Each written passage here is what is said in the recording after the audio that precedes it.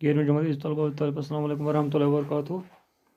आज हम दरसी किताब 11वीं जमात की है बारिसान उर्दू, इसका एक नसरी सबक दावत पढ़ेंगे। दावत चूँकि एक इंशाया है जो प्रोफेसर रशीद अहमद सिद्दीकी का लिखा हुआ है, तो हम इस सबक को पढ़ने से पहले मौजू की तफसीर इंशाया जानने की कोशिश करेंगे कि इंशाया क्या है। इंशाया की सनफ़ उर्दू में अंग्रेज़ी की देन है। अंग्रेज़ी में इसे एस्से कहते हैं। इंशाया वो तहरीर है जिसमें किसी अहम या गैर अहम वाक़े, किसी ख्याल, किसी जज्बे या महज किसी लम्हाती कैफियत को पुरलुत्फ़ अंदाज में पेश कर दिया गया हो। तरतीब, गौर फिक्र और संजीदगी वो चीज़ें हैं जिनको ये सनफ़ बर्दाश्त नहीं कर सकती। हल्का फुल्का ख्याल और नरम नाजुक ज़राफ़त आमेज़ इजहार इसे ज़ेब देता है। इंशाया की बुनियादी शर्त यह है कि इसकी कोई शर्त नहीं, कोई असूल नहीं।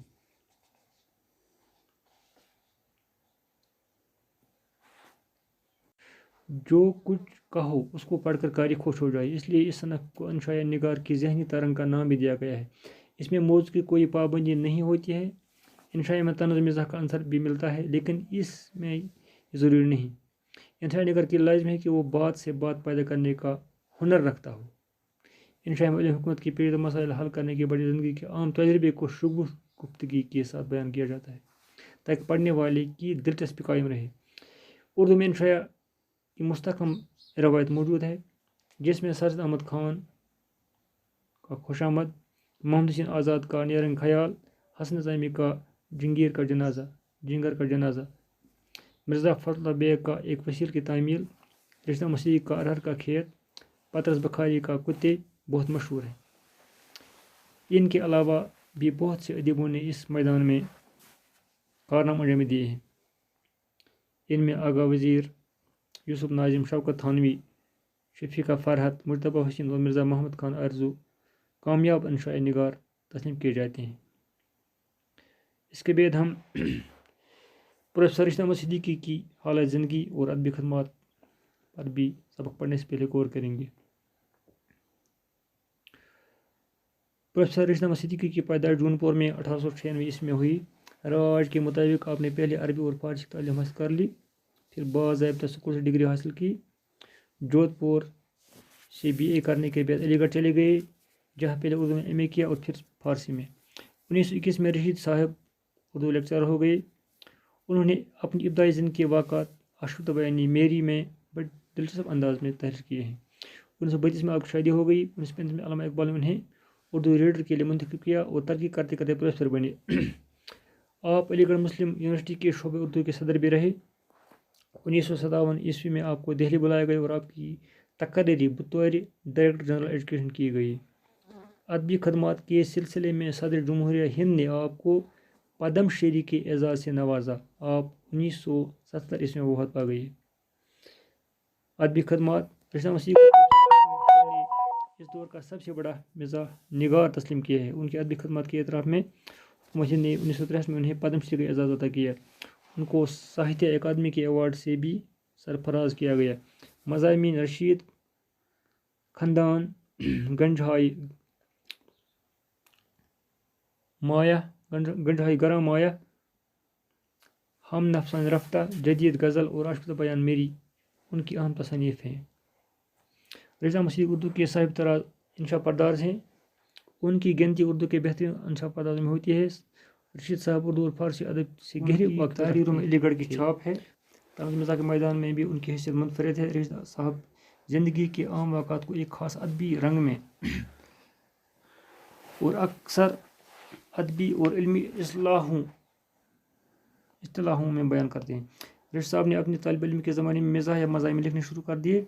उनके मज़ामीन में उनका फ़न, ताज़गी और अदबी हुस्न है। उनके मज़ामीन तारीख़ सियासत से वाक़िफ़ लोग ज़्यादा समझ सकते हैं। उनके ख़्याल में रोमानियत पाई जाती है। गालिब, अकबर, इकबाल और फ़ानी वगैरह पर उन्होंने पुरविकार ख़याल का इज़हार किया है। रशीद अहमद के मज़ाहिया, तंज़िया मज़ामीन बहुत जानदार हैं। ان کی نثر میں طنز کا پورا وار ہوتا ہے۔ ان کے یہاں دلچسپ جملوں، معنی سے اشاروں، برجستہ لطیفوں اور پرتپ انداز بیان کی وجہ سے ادبی شان پائی جاتی ہے۔ ان کے بہترین مضامین میں ہوٹل میں ریڈیو، سفر، دعوت، باغ، امتحانات، گواہ، الیکشن، ارہر کا کھیت وغیرہ شامل ہیں۔ بقول پروفیسر اعلی احمد سرور، رضا مسیحی کے موجودہ دور کے سب سے بڑے مزاح نگار ہیں۔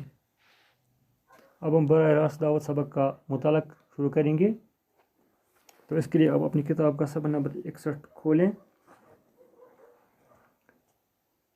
آپ کی نصاب کی کتاب میں درج سبق دعوت پروفیسر رضا مسیحی کا لکھا ہوا ایک نمائندہ انشائیہ ہے، جو ان کی مشہور تصنیف خندان سے ماخوذ ہے۔ اس انشائیہ میں رضا مسیحی نے دعوت دینے والوں اور دعوت میں شریک ہونے والوں پر چوٹ کی ہے۔ تو ہم مطالعہ کریں گے اب۔ دعوت ایک مشہور مثل ہے، مجھے میرے دوستوں سے بچاؤ۔ میرا خیال ہے کہ اس کے ساتھ ساتھ یہ مثل بھی عام ہونی چاہیے، مجھے دعوتوں سے بچاؤ۔ وہ دوستوں سے بچنے کے معنی ہی ہیں کہ دعوتوں سے نجات مل جائے گی۔ بو کی معنی دعوت کا بھی ہی حال ہے کہ اس کا نہ کوئی وقت مقرر ہے اور نہ موقع۔ کسی نے ٹھیک ہی کہا ہوگا، کلبہ افلاس میں دولت کے کاشانی میں بوک، دشت و دریا میں شہر میں گلشن میں ویرانی میں بوک، بوک کے ہنگامہ آرائے کلزم خاموش میں، ڈوب جاتے ہیں سفینے بوک کی آغوش میں۔ تیوہار تقریب ہو، کوئی مہمان آیا ہو، کوئی چل بسا ہو، رکائے دعوت بہرحال موجود ہے، محضر موجود ہے، اور ایک بزرگ نے تو جوش میں آ کر اس کی بھی فرمائش کر دی، براہ کرم تناول محضر فرمائیے۔ دعوت میں نہ جائے تو غرور یا بے توجہی کی شکایت، جائے تو معدہ اور آگ بدون خراب۔ مجھے یہ شرف حاصل ہے کہ میں نے جس قسم کی اور جن مواقع پر دعوت کھائی وہ بہت کم لوگوں کو نصیب ہوگی۔ سب سے پہلے دعوت مجھے خوب یاد ہے، وہ اس کے یہ معنی ہرگز نہیں کہ میرے کسی بزرگ کی دعوت رہی ہو اور وہ مجھے اس اصول پر بن بلائے ساتھ لے گئے ہوں گے۔ تو یہاں مسلم یہ کہنا چاہتا ہے کہ یہ جو مشہور مثل ہے کہ مجھے میرے دوست سے بچا، یعنی دوست ہی انسان کو دعوت پر بلاتے ہیں۔ جس کو دوستوں سے نجات مل گئی، اس کو دعوتوں سے بھی نجات مل گئی۔ تو جہاں تک بھوک کا تعلق ہے، مسلم یہ کہتا ہے اس کا کوئی وقت مقرر نہیں ہے، نہ موقع۔ یہ کسی بھی جگہ کسی بھی وقت آ سکتی ہے۔ کلبہ افلاس میں دولت کے کاشانی میں بھوک، کلبہ افلاس غربت کا گھر، دولت کے کاشانی میں بھوک،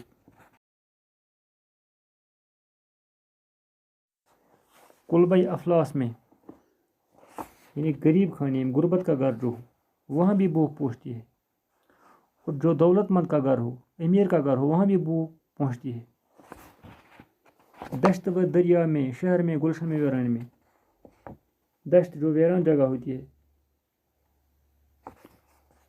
یا دریا ہو، شہر ہو، باغ ہو، جہاں بھی انسان جاتا ہے وہاں اس کو بھوک لگتی ہے۔ یعنی اس کے لیے کوئی خاص جگہ، کوئی خاص وقت، کوئی خاص عمارت ضروری نہیں۔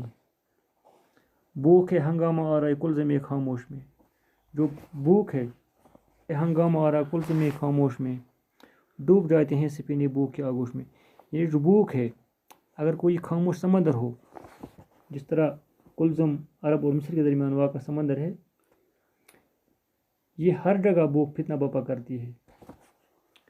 ڈوب جاتے ہیں سفینے، جو سفینے ہوتی ہیں، کشتیاں ہوتی ہیں، وہ بھوک کی وجہ سے ڈوب جاتی ہیں۔ یعنی انسان کو جب بھوک لگتی ہے، اس کے بدن میں ایک ہنگامہ پیدا ہوتا ہے، ایک فتنہ بپا ہوتا ہے۔ اس بھوک کو کھانے سے مٹانا چاہتا ہے۔ त्यौहार तकरीब हो, कोई मेहमान आया हो, कोई चल बसा हो, रुकए दावत बहरहाल मौजूद है। यानी त्योहारों पर भी, मेहमान आने पर भी, किसी की मौत पर भी, खुशी पर भी, गम पर भी इंसान को दावत का खत मिलता है। माहज़र मौजूद है, जो कुछ खाना मौजूद होता है तो इंसान को खाना होता है। ये दावत में जो कुछ मौजूद है तो बुजुर्ग ने कहा बराह करम तनावुल माजर फरमाइए, यानी जो कुछ हाजिर खाना है इसको खाओ, स्टार्ट करो, शुरू करो। दावत में जाए तो गरूर या पेतावशिक शगा, यानी अगर कोई इंसान दावत में नहीं जाता है तो लोग कहते हैं इसको गरूर है, तकबर है, या हमारी तरफ तवज्जो नहीं देता है। जाए तो मैदा बदून खराब, अगर इंसान जाएगा अब तो इसका मैदा इस से ख़राब हो जाता है और अंजाम इसका बुरा होता है। यानी ज़्यादा दावत खाने से इंसान का मैदा ज़्यादा बोझ बर्दाश्त नहीं कर सकता है, बीमार पड़ता है, सेहत ख़राब हो जाती है। और कोई दावत को नहीं जाए तो लोग कहते हैं